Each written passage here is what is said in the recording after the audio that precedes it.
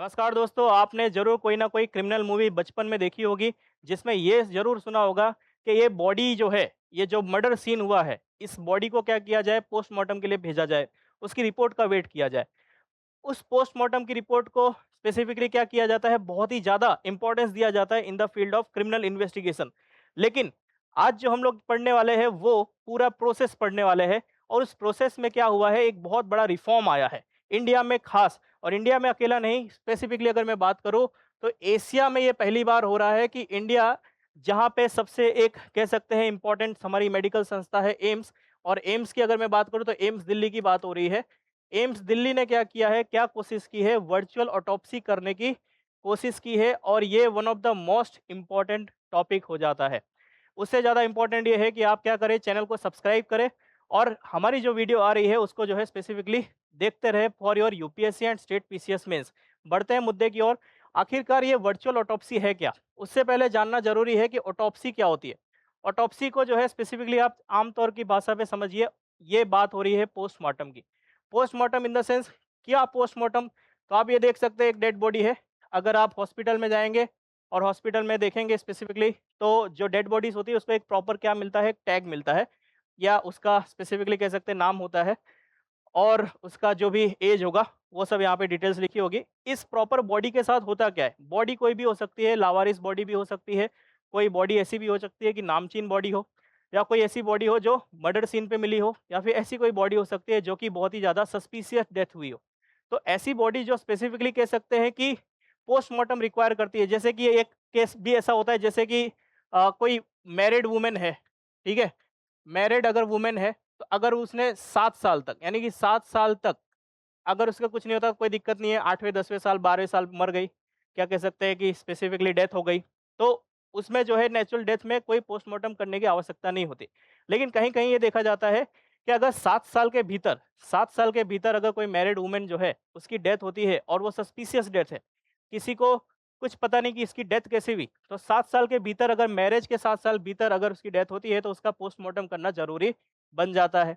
वैसे ही कोई स्पेसिफिकली ऐसा केस है जो कि बचपन में कोई बच्चा अगर कहीं पे गिर गया, उसके पेरेंट्स ने कुछ डिमांड की, तो भी जो है पोस्टमार्टम होता है।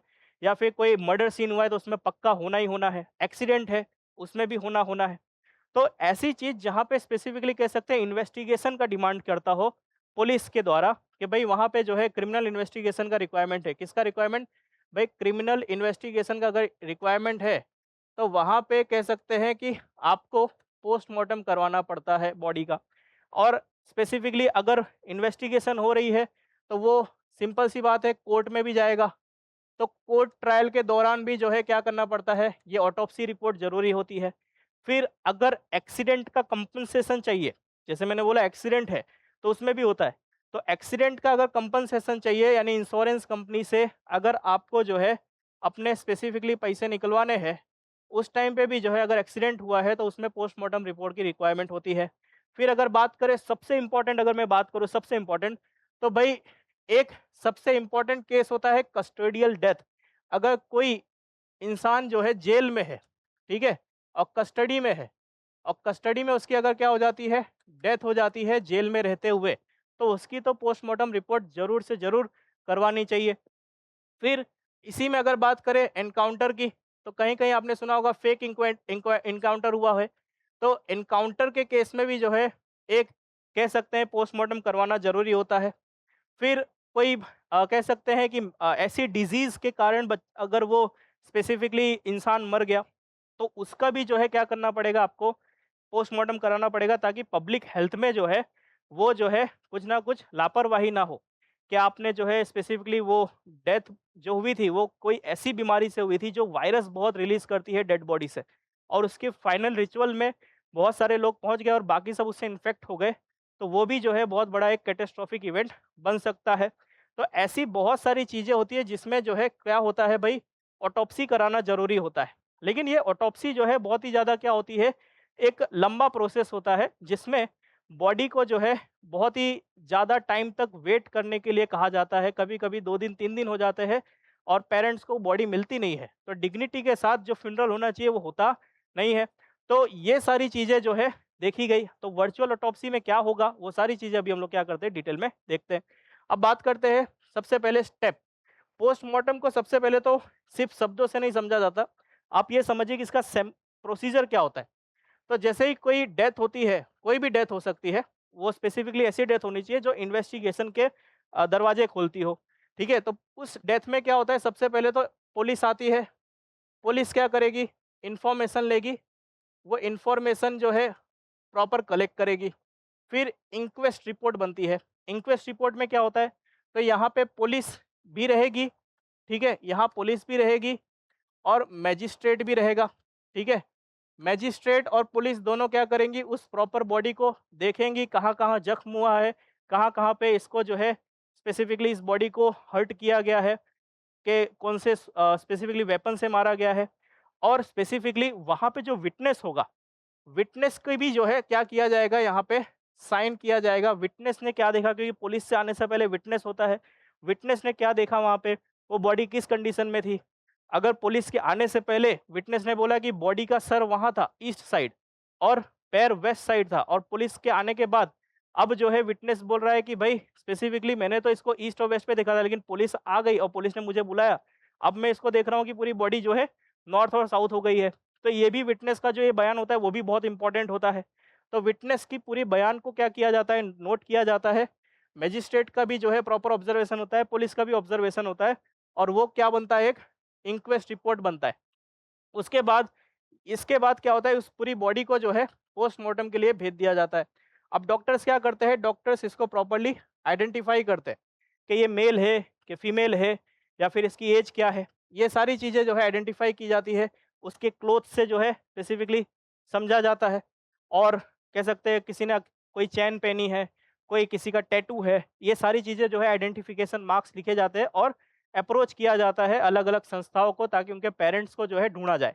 एक बार आइडेंटिफिकेशन हो जाए, उसके बाद क्या करते हैं, एक्सटर्नल एग्जामिनेशन में स्पेसिफिकली यहाँ पे आपका आएगा कि इसमें बॉडी में कितने कट्स लगे थे, कितने बर्न्स हुए थे, या फिर कह सकते हैं यहाँ पे ब्लड स्टेन जो खून के धब्बे होते हैं वो आसपास कहीं पे है कि नहीं। फिर यहाँ पे जो है स्पेसिफिकली एक ये भी साइन देखा जाता है कि डिकम्पोजिशन कितना हुआ है, बॉडी जो है डिकम्पोज हुई है तो कितना हुई है, कितना टाइम हुआ है इस बॉडी को डिकम्पोज हुए। ठीक है, 1 दिन पहले इसकी डेथ हुई कि 4 दिन पहले डेथ हुई, तो ये डिकम्पोजिशन का भी जो है स्पेसिफिकली टाइम फ्रेम होता है। ठीक है, वो सारी चीज़ें यहाँ पे होगी। फिर यहाँ पे जो है स्पेसिफिकली इंटरनल एग्जामिनेशन किया जाता है। इंटरनल एग्जामिनेशन में क्या होगा, तो इंटरनल एग्जामिनेशन में हम यहाँ पे देखते हैं कि स्पेसिफिकली यहाँ पे जो अंदर की बात है, शरीर के अंदर की बात, मतलब स्कल हो गया, तो स्कल में कोई डैमेज है कि नहीं खोपड़ी में। फिर हार्ट हो गया, दिल में कुछ सुराख है कि नहीं। पेट में यानी एब्डोमेन, उसमें देखा जाएगा कि भाई एब्डोमेन में कोई उसमें दिक्कत हुई कि नहीं, किसी ने अगर छुरे से मारा हो तो भाई हो सकता है पेट में घाव मिलेगा। फिर बाद में सैंपल कलेक्शन किया जाता है। सैंपल कलेक्शन मतलब यहाँ पे आपको जो है स्पेसिफिकली ये जो सैंपल होता है, इसमें ब्लड स्टेन भी आएगा, ठीक है, यूरिन भी आएगा। यहाँ पे पेट के अंदर जो स्पेसिफिकली उसने खाया पिया होगा, उसमें हो सकता है जहर भी हो, तो वो सारी कलेक्शंस किए जाते हैं। ठीक है, फिर पोस्टमार्टम की एक रिपोर्ट बनती है। ठीक है, प्रॉपर एक पोस्टमार्टम की रिपोर्ट बनती है, जो कौन बना के देता है, डॉक्टर बना के देता है।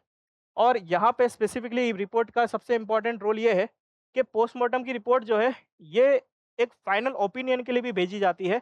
किसके लिए? डॉक्टर्स का जो बोर्ड होता है वो जो है क्या करता है, इसको अच्छे से वेरीफाई करता है।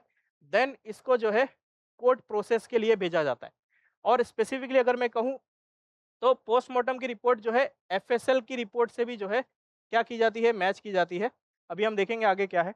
तो ये सारा प्रोसेस होता है पोस्टमार्टम का। देन आगे बढ़ते हैं। अब बात करते हैं स्पेसिफिकली कोई रिपोर्ट जो है सही है या नहीं, वो कैसे पता चलेगा। तो जो आपकी इंक्वेस्ट रिपोर्ट थी उसके साथ क्या किया जाता है, कंपैरिजन किया जाता है। अगर जज के पास इंक्वेस्ट रिपोर्ट है और स्पेसिफिकली विटनेस जो बोल रहा है कोर्ट में आके, वो दोनों को कंपेयर किया जाता है कि भाई इंक्वेस्ट रिपोर्ट और विटनेस की जो बात है वो दोनों मैच कर रही है कि नहीं कर रही है। फिर इंजरी देखी जाती है। इंजरी का कंसिस्टेंसी मतलब कि भाई ये जो इंजरी है, ये इंजरी स्पेसिफिकली ऐसी इंजरी होती है जैसे कि 2 मंजिला से कोई अगर गिरा तो उसके जख्म अलग होंगे, कोई 7 मंजिला से गिरा तो उसके जख्म अलग होंगे। किसी ने अगर स्पेसिफिकली गोली से मारा है तो गोली जो है यहाँ अंदर जाते समय और बाहर निकलते टाइम अलग-अलग घाव करती है। यहाँ पे आपको कम घाव मिलेगा, पीछे आपको ज़्यादा मिलेगा। फिर उसमें ट्रेजेक्टरी भी देखी जाती है। बहुत सारी चीज़ें जो है यहाँ पे इंजरी कंसिस्टेंसी में आपको जो है नोट डाउन होते हुए दिखेगी। तो ये बहुत इंपॉर्टेंट है, ठीक है? देन आपका जो है एफएसएल की रिपोर्ट होती है, वो एफएसएल की रिपोर्ट बहुत इंपॉर्टेंट होती है जो आप यहाँ पे देख सकते हैं। एफएसएल मतलब होता है फोरेंसिक साइंस, स्पेसिफिकली कह सकते हैं फोरेंसिक साइंस लैबोरेटरी। तो ये one of the most important report है, ठीक है? अब यहाँ पे अगर आप देखोगे तो यहाँ पे आपको एफएसएल की रिपोर्ट में क्या इंपॉर्टेंट होता है।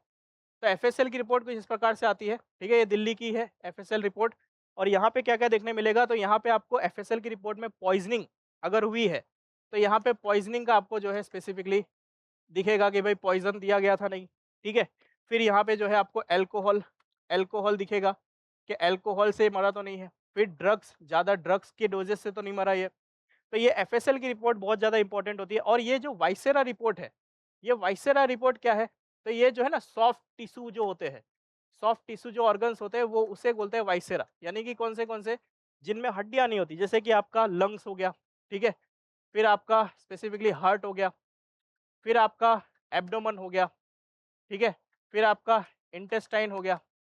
तो ये जो सारी चीज़ें हैं इसे क्या बोलते हैं? वाइसेरा बोलते हैं। तो यहाँ पे कोई इंटरनल ब्लीडिंग का डैमेज हुआ अगर हुआ होगा, तो वाइसेरा रिपोर्ट में या एफएसएल रिपोर्ट में आपको दिख जाएगा। फिर बाद में हिस्टोपैथोलॉजी होता है। हिस्टोपैथोलॉजी क्या है? तो हिस्टोपैथोलॉजी जो है ये स्पेसिफिकली ये जो टिश्यू रिलेटेड डिजीज़ेज़ होती है, जैसे कि हार्ट की डिजीज़ हो गई, ठीक है? और स्पेसिफिकली अगर कह सकते हैं हार्ट अटैक से अगर इंसान मरा है, तो यहाँ पे हार्ट की डिजीज़ आपको देखने मिलेगी, ठीक है? Heart disease. फिर यहाँ पे और आपको क्या दिखने मिलेगा?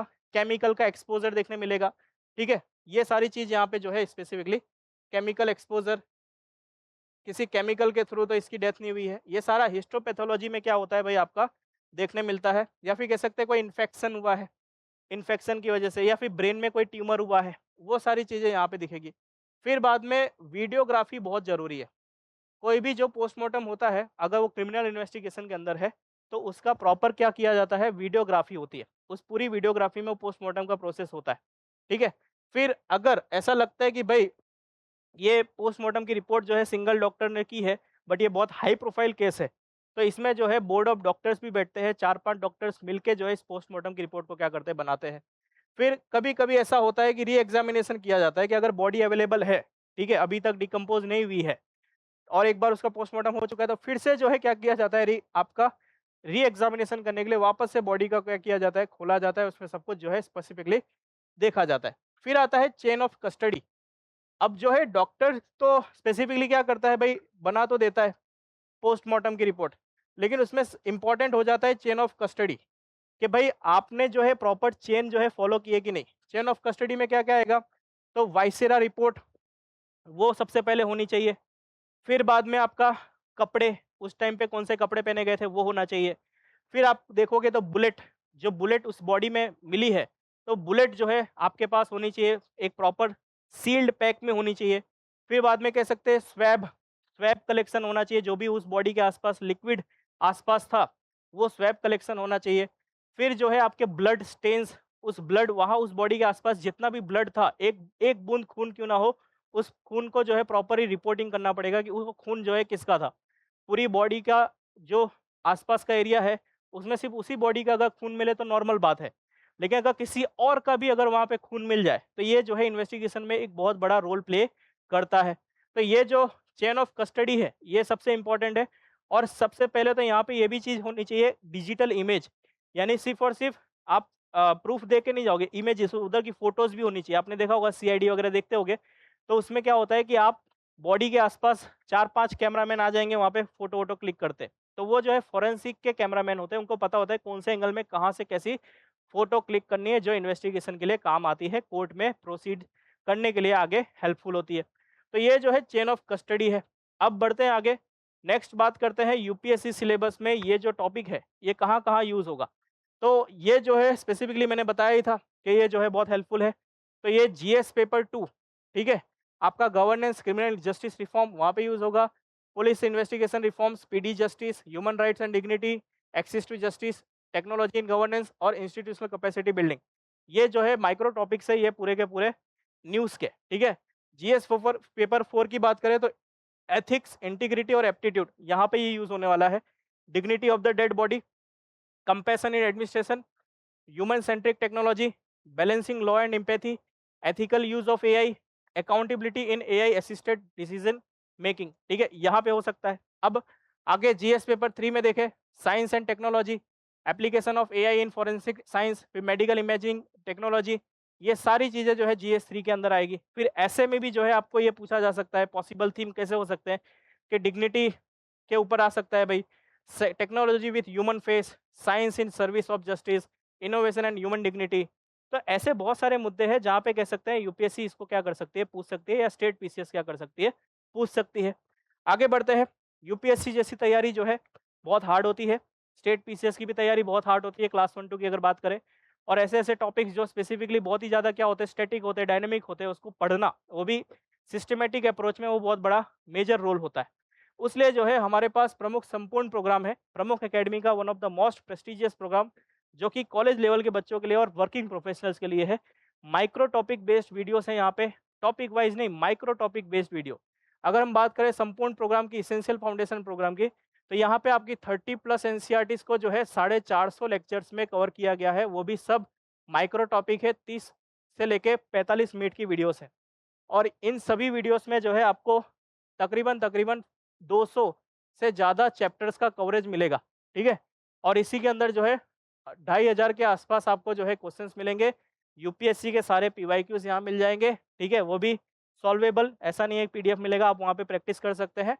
देन एडवांस जनरल स्टडीज़ का कोर्स है। एडवांस जनरल स्टडीज़ का कोर्स जो है 18 जो सब्जेक्ट है आपके यूपीएससी के विथ इंक्लूडिंग सीसेट, वो सब कुछ यहाँ पे कवर होगा। यहाँ पे तकरीबन 1800 के आसपास माइक्रो टॉपिक के वीडियोस हैं, वो सब कुछ आप क्या कर सकते हो, इसको कवर कर सकते हो। दोनों ही कोर्सेज जो है 1.5 ईयर के हैं, 1.5 ईयर के हैं, चाहे ये लो तो 1.5 ईयर, चाहे ये लो तो 1.5 ईयर। ये पूरा कोर्स अगर आप साथ में करना चाहते हैं तो ये कंबाइंड कोर्स है, जो कि आपका 3 साल के लिए है। आप ये कोई भी कोर्स आप क्या कर सकते हो, कॉलेज के फर्स्ट ईयर से लेके लास्ट ईयर में अगर आप हो, तो इसको जो है क्या कर सकते हो, कंप्लीट करके अपनी यूपीएससी की तैयारी को और आसान बना सकते हो। 70-80% आपका सारा कंटेंट यहाँ से कवर हो जाएगा। ये कोर्स की लिंक जो है आपको डिस्क्रिप्शन में मिली है, आप उसमें जो है एक बार ज़रूर एक्सप्लोर करें। पढ़ते हैं आगे। अब बात करते हैं वर्चुअल ऑटोप्सी क्यों ज़रूरी है इंडिया में। पहले तो ऑटोप्सी हमने समझ लिया, पोस्टमार्टम जो हम ऑटोप्सी की भी बोल सकते हैं, वो तो हमने देखा ही। अब बात करते हैं वर्चुअल ऑटोप्सी को एक्चुअली में कहा जाता है वर्टोप्सी। ठीक है, वर्चुअल ऑटोप्सी अगर आप कहीं सुनो तो इसको जो है वर्टॉप्सी भी कहा जाता है। ठीक है, वर्टॉप्सी का मतलब होता है स्पेसिफिकली इम्पोर्टेंस जो है ना इसका क्या है फॉरेंसिक फील्ड में, कि भाई जो आप डेटा प्रॉपर्ली उस बॉडी को जो है कट करके ले रहे हो, इससे अच्छा आप क्या करो, उस बॉडी को किसी मशीन के थ्रू पास करो और वहाँ से जो है आप क्या कर लो, पूरा डेटा उसका ले लो। तो भाई वो चीज़ है। इंडिया में जो है स्पेसिफिकली ये जो डाइसेक्शन जो होता है ना, वो बहुत ही ज़्यादा क्या होता है, महंगा होता है। ठीक है, प्रॉपर एक एक बॉडी को एक एक डॉक्टर जो है हैंडल करेगा, तो हम लोग जो है कहे तो डॉक्टर्स की कमी है। कैसे? क्योंकि इंडिया में तकरीबन तकरीबन अगर आप देखो तो रोड एक्सीडेंट है, बहुत सारे रोड एक्सीडेंट होते हैं, रेलवे एक्सीडेंट्स होते हैं, इंडस्ट्रियल डिजास्टर होता है, क्राइम्स बहुत ज़्यादा है, नेचुरल कैलेमिटीज़ भी बहुत ज़्यादा आपको देखने मिलेगी, और अनआइडेंटिफाइड बॉडीज़ होगी। तो ऐसी कुछ बॉडीज़ जो स्पेसिफिकली इन सब से निकलती हो, तो साल भर में अगर आप एनसीआरबी का डेटा देखेंगे तो 6.5 लाख यानी 6.5 लाख जो है डेड बॉडीज आपको जो है क्या करनी पड़ती है, देखनी पड़ती है। और इन सब कंडीशंस में मेजॉरिटी जो है postmortem is very very important. तो यहाँ पे जो है तकरीबन तकरीबन एक दिन का 1800 के आसपास क्या होता है, पोस्टमार्टम किया जाता है। अब आप समझ सकते हैं डॉक्टर्स की इतनी कमी है, वो डॉक्टर्स अगर पोस्टमार्टम में ही रह गए तो वो बाकियों का इलाज कैसे कराएंगे। That's why it is very very important कि वर्चुअल ऑटोप्सी को क्या करना पड़ेगा, हमें फॉलो करना पड़ेगा। अब ये वर्चुअल ऑटोप्सी को और ध्यान से देखते हैं। उससे पहले जो हमने पहले कन्वेंशनल जो हमारा ऑटोप्सी था उसको देख लेते हैं और वर्चुअल ऑटोप्सी में क्या फ़र्क है। तो भाई कन्वेंशनल ऑटोप्सी में मेथड होता है फिजिकल डाइसेक्शन, बॉडी को लाया जाता है और डॉक्टर जो है क्या करेगा, डाइसेक्ट करेगा, यानी कि उसमें से चीर-फाड़ करेगा थोड़ा सा, और उसमें जो भी जहाँ भी बुलेट लगी होगी, कुछ भी होगी, तो वो सारा सैंपल वगैरह निकाल के रखेगा और प्रॉपर हर एक ऑर्गन को कट करके देखेगा कि उसमें क्या दिक्कत है। अब वर्चुअल ऑटोप्सी में CT scan, MRI based imaging होगा, यानी कि आप उसको मशीन में डालो, मशीन पूरा उसको स्टडी कर लेगी और स्पेसिफिकली आपको डेटा दे देगी। फिर नेचर इसका कैसा है, इन्वेजिव नेचर है, और इसका कैसा है, नॉन इन्वेजिव है। बहुत ही ज़्यादा क्या है, कह सकते हैं कि बॉडी के साथ छेड़छाड़ करने की ज़रूरत नहीं है। रिकॉर्ड्स अगर देखोगे तो नोट्स होगा, फ़ोटोज़ होगा, रिपोर्ट होगा। मतलब कह सकते हैं कि डिजिटल कोई फुटप्रिंट नहीं है, फिज़िकली सब कुछ है। यहाँ पे परमानेंट डिजिटल स्कैन रिकॉर्ड आपके पास मिल जाएगा। फिर बॉडी की इंटीग्रिटी बहुत ज़्यादा डिस्टर्ब होती है क्योंकि एक बॉडी जो है एक कह सकते हैं कि भगवान की देन है। उस बॉडी के साथ प्रॉपर्ली क्या किया जाता है कि भई एक रिस्पेक्टफुल प्रोसेस के साथ उसको जो है विदाई दी जाए तो बहुत सही रहता है। लेकिन कुछ-कुछ केसेस ऐसे हो जाते हैं जहाँ पे पोस्टमार्टम करना ज़रूरी होता है और उस समय जो है फैमिली भी जो है ये पूरा का पूरा कह सकते हैं कि फेज़ जो होता है बहुत ही उनके लिए हार्ड होता है कि इस पूरी बॉडी को जो है स्पेसिफिकली क्या किया गया है, ओपन करके देखा गया है, प्रॉपर उसमें जो है एक-एक ऑर्गन डिस्टर्ब किया गया है। तो ये जो है कह सकते हैं बहुत ज़्यादा डिस्टर्बिंग होता है। लेकिन बॉडी इंटीग्रिटी यहाँ पे पूरी प्रिज़र्व्ड रहती है, उस पूरी बॉडी के साथ कोई छेड़छाड़ नहीं होता। फिर बात करें स्पीड की, बहुत ज़्यादा कह सकते हैं स्लोअर होती है कंपैरेटिवली अगर बात करें इस प्रॉपर वर्चुअल ऑटोप्सी की, ये बहुत तेज़ होगा। एक्सपर्ट का रिव्यू जो है डिपेंड करता है फिज़िकल रिपोर्ट पे और यहाँ पे एक्सपर्ट का प्रॉपर कह सकते हैं रिमोट रिव्यू पॉसिबल है। अगर अमेरिका से भी कोई बैठा हुआ महान डॉक्टर है, तो वो भी सीटी स्कैन, एमआरआई वगैरह की रिपोर्ट देख के तुरंत बता सकता है कि भई ये इसमें क्या-क्या हुआ है। लेकिन नॉर्मल पोस्टमार्टम रिपोर्ट पे कोई भी डॉक्टर बिना बॉडी को देखे, बिना स्पेसिफिकली पोस्टमार्टम रिपोर्ट को फिज़िकली देखे, कुछ नहीं कह सकता। ठीक है?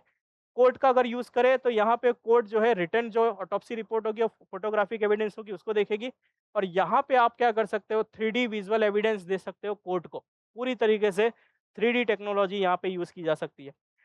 बात करें यहाँ पे लिमिटेशन की, तो लिमिटेशंस क्या है? लिमिटेशंस कुछ इस प्रकार से हैं कि भई ये जो है कह सकते हैं इमोशनली है थोड़ा-सा और कल्चरल रेजिस्टेंस थोड़ा यहाँ पे ज़्यादा है और यहाँ पे जो है थोड़ा कॉस्ट भी रहेगा, ठीक है? क्योंकि मशीनें सस्ती आती नहीं हैं, महँगी आती हैं और ट्रेनिंग भी चाहिए होगी यहाँ पे, ठीक है? तो ये सारी चीज़ें हैं।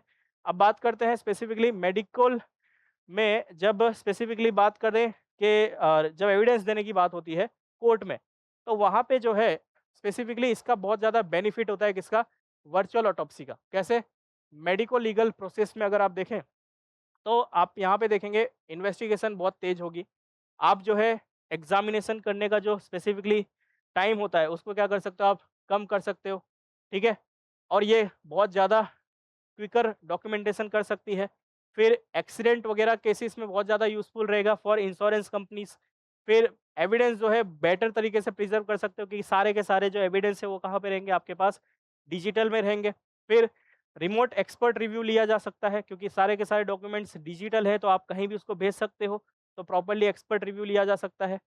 कोर्ट रूम की यूटिलिटी के लिए जैसे कुछ कोर्ट में जज जो है बहुत ज़्यादा क्या होते हैं एजेड होते हैं। कुछ जज जो है स्पेसिफिकली इतने ज़्यादा मतलब स्मार्ट होते हैं कि उनको जो है और भी सारी एंगल से जो है सारी चीज़ों को क्या देखना होता है पूरे स्टडी को जो है स्टडी करना पड़ता है उस पूरे केस को। तो उनको और आसान तरीके से समझाने के लिए हम क्या कर सकते हैं 3D मॉडलिंग कर सकते हैं। सीटी स्कैन, एमआरआई रिपोर्ट को जो है आर्टिफिशियल इंटेलिजेंस के थ्रू क्या किया जा सकता है और भी समराइज़ किया जा सकता है। तो ये सारी चीज़ें जो है कोर्ट प्रोसेस में हेल्पफुल होंगी। जज जो है प्रॉपर जो है क्या कर सकते हैं विजुअलाइज़ कर सकते हैं, ठीक है? अब ये यूज़फुल कहाँ पे होगा? तो भाई कौन से केसेस में? जैसे हिट एंड रन का जो केस होता है उसमें यूज़ हो सकता है। फिर ड्रंक एंड ड्राइविंग केस में यूज़ हो सकता है जो ड्रंक एंड ड्राइविंग में डेथ होती है। क्योंकि बहुत सारे ऐसे भी केस होते हैं इंश्योरेंस कंपनी के पास कि एक्सीडेंट हो जाता है, वो ड्रिंक करके चला रहा था गाड़ी और एक्सीडेंट हो गया, ठीक है?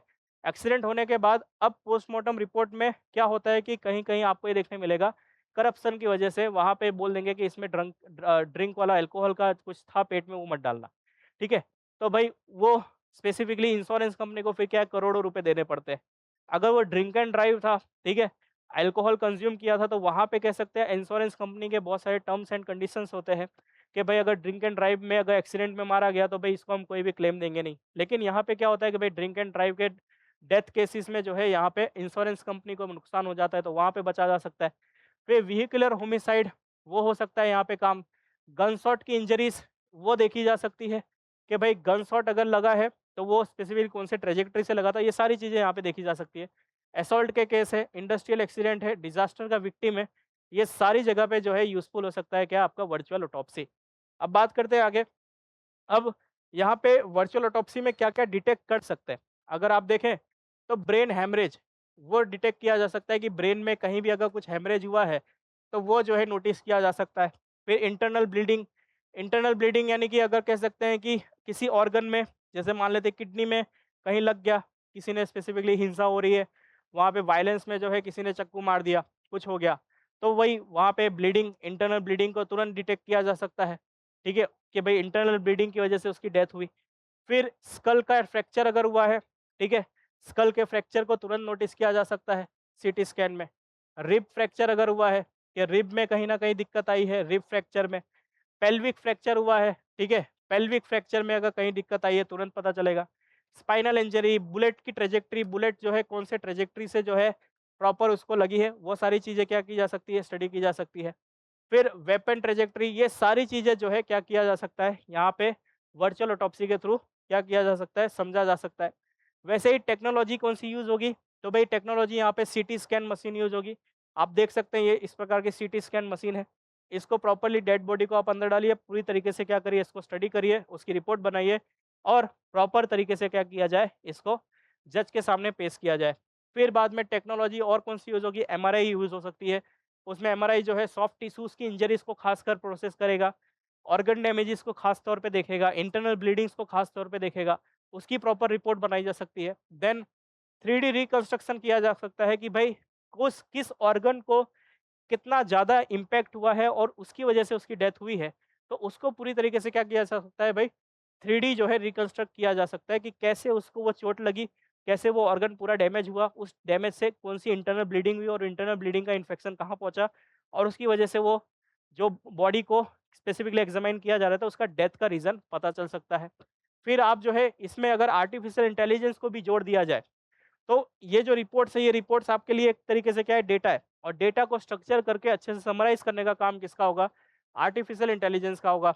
ये क्या करेगा भाई? इमेज के पैटर्न्स को रिकॉग्नाइज़ करेगा, जो भी आपने फ़ोटोज़ वहाँ पे क्लिक की है बॉडी की, उसको जो है अच्छे से रिकॉग्नाइज़ करेगा। फिर ऑटोमेटिक डिटेक्शन करेगा भाई, फ्रैक्चर कहाँ-कहाँ हुआ है। फिर इंटरनल ब्लीडिंग को डिटेक्ट करेगा, आइडेंटिफिकेशन ऑफ ऑर्गन डैमेज।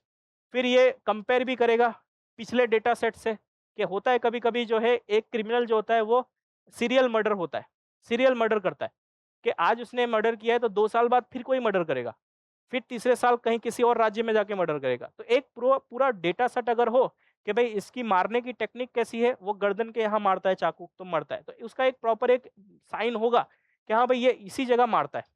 तो वो अगर डेटा सेट में पड़ा होगा, क्योंकि वो डेटा सेट हो सकता है कि वो बंदे ने अगर केरला में कोई क्राइम किया है और केरला में क्राइम करने के बाद 2 साल तक उसने कुछ नहीं किया, 2 मर्डर हुआ केरला में, 2 मर्डर ही किया, उसके बाद वो आउट ऑफ स्टेट चला गया कर्नाटका।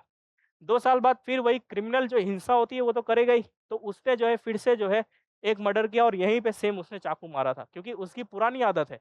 उसको उस पे कॉन्फिडेंस है कि हाँ भाई ऐसे मारूँगा तो मर ही जाएगा, पिछली बार भी मैंने ट्राई किया था। तो वो जो है डेटा सेट कहाँ रहेगा? केरला पुलिस ने अगर रिकॉर्ड करके रखा होगा, तो वो डेटा सेट अगर कर्नाटका को वालों को भी एक्सेस मिले, तो वो क्या कर सकते हैं भाई, प्रॉपर मैच कर सकते हैं कि हाँ भाई ऐसा कोई इंसान था, जिसने 2 साल पहले यहाँ क्राइम किया था। तो उनसे पुलिस से हेल्प लिया जा सकता है। फिर एक्सपर्ट्स की राय लेके क्या किया जा सकता है भाई, आप प्रॉपर रिपोर्ट को जो है क्या करते हो, एक्सपर्ट्स के लिए भेजते हो कि आप अपनी राय दो। लेकिन एआई खुद ही इतना बड़ा एक्सपर्ट है, जो प्रॉपर किसी भी एक्सपर्ट को क्या कर सकता है भाई, धूल चका सकता है। इसलिए जो है आर्टिफिशियल इंटेलिजेंस जो है बाकी सब एक्सपर्ट से भी अच्छा ओपिनियन देगा और ये सस्पिशियस एरिया को खास तौर पे आपको क्या करेगा, स्कैनिंग करते टाइम तुरंत बता देगा। आम इंसान भी देख सकता है, हाँ भाई यहाँ पे जो है प्रॉपर इस वजह से दिक्कत आई होगी बॉडी को, इसलिए जो है इसकी डेथ हुई। फिर देखोगे अगर, तो इसका की फंक्शन क्या हो सकता है, तो ये सारी चीज़ें हमने जो है अभी डिटेल में देखी, ठीक है। नेक्स्ट बढ़ते हैं अब आगे। इंडिया में जो है प्रॉपरली वर्टॉप्सी का रिक्वायरमेंट इतना क्यों है, तो सबसे पहले ये देख लेते हैं। कॉज ऑफ डेथ समझने में ही पूरे कोर्ट को जो है सालों लग जाते हैं कि इसकी मृत्यु की वजह क्या है ना? कुछ-कुछ केसेस ऐसे होते हैं जिसमें जो है कोर्ट और हमारा जो जुडिशरी है, सालों लगा देता है कि ये छत से गिर के मरा था या उसके सर पे चोट लगी है या फिर इसको किसी ने हथौड़े से मारा था। तो यही जानने समझने में जो है सालों लग जाते हैं।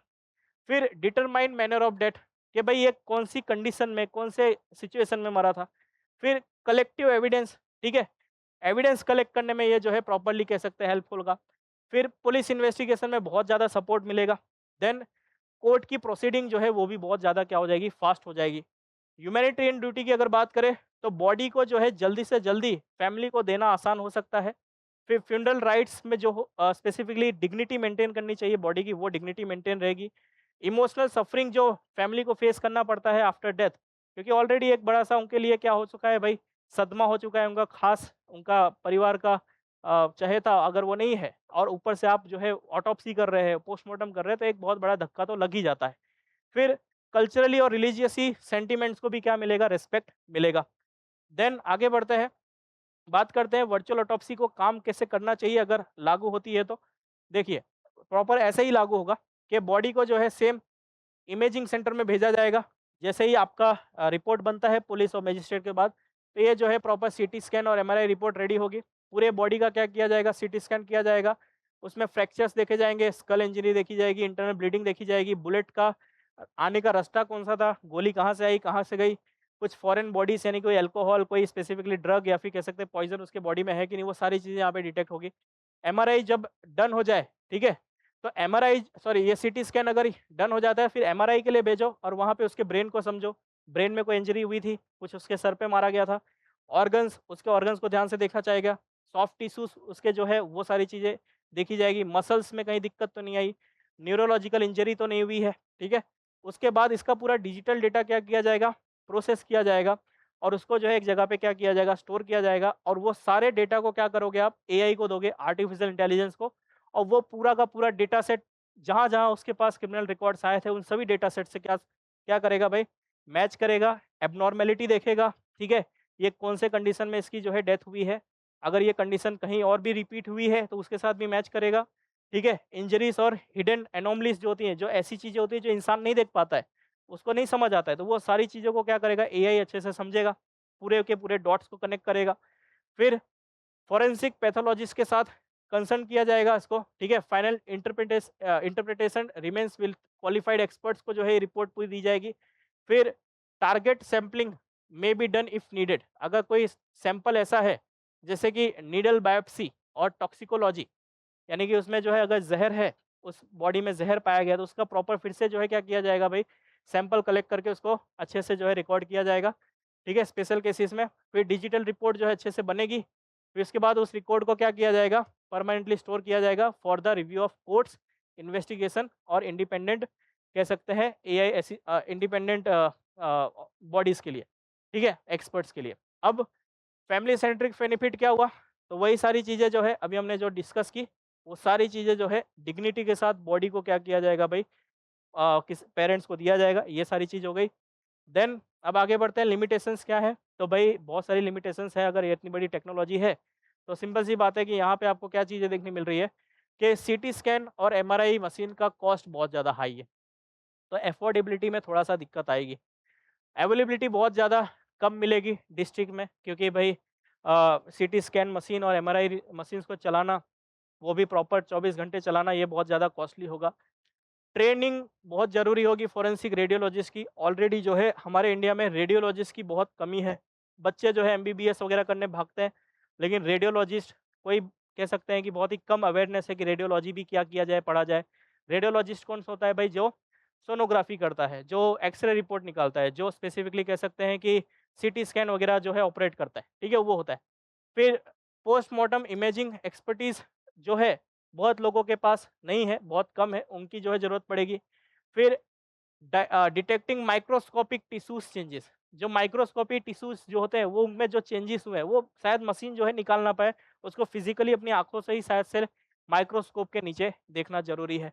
फिर ये जो है पूरी तरीके से पॉइज़निंग को जो है डिटेक्ट ना कर पाए, यानी कि कितना ज़हर किस बॉडी से कि बॉडी में कितना फैला है, किस प्रकार का ज़हर है, ये शायद से ना फैल पाए, क्योंकि एआई क्या है, डेटा सेट से ही अपने आप को क्या करता है, मैच करता है, ठीक है? फिर soft tissues, cellular level pathology हमने बात कर दी। एआई मॉडल्स को जो है बहुत ही ज़्यादा लार्ज लेवल पे बहुत ही ज़्यादा वैलिडेटेड डेटा चाहिए होता है, तो जाके क्या करते हैं, वो आपको हेल्प करते हैं। अदरवाइज़ अगर हम लोग जो उनके डेटा सेट को हमेशा अपडेट नहीं करते रहे, तो हमको जो है वो रिज़ल्ट्स जो है बहुत पुराने दे सकता है या फिर ऐसे रिज़ल्ट दे सकता है जिसका कोई काम ना हो। तो उस डेटा सेट को मैनेज करना बहुत बड़ा टास्क होगा, ठीक है? फिर एल्गोरिथमिक एरर भी आ सकती है, जैसे कि आपको पता ही है, अगर ये ऑनलाइन है तो सिंपल सी बात है, इसको हैक किया जा सकता है। हैकिंग भी हो सकती है, तो हैकिंग से बचना ज़रूरी है। फिर ये जो है स्पेसिफिकली कहाँ पे नीड हो सकता है, तो ये हमने चर्चा कर ली है अभी कि भाई पॉइज़निंग, टॉक्सिकोलॉजी वगैरह ये सब में जो है स्पेसिफिकली आपको यूज़ हो सकता है। इसका स्क्रीनशॉट ले लो आप लोग। ठीक है? नेक्स्ट बढ़ते हैं एथिकल और लीगल कंसर्न्स क्या है इसके? तो भाई डेटा प्राइवेसी, कि भाई postmortem imaging contains sensitive personal information, secure storage and controlled access are essentials.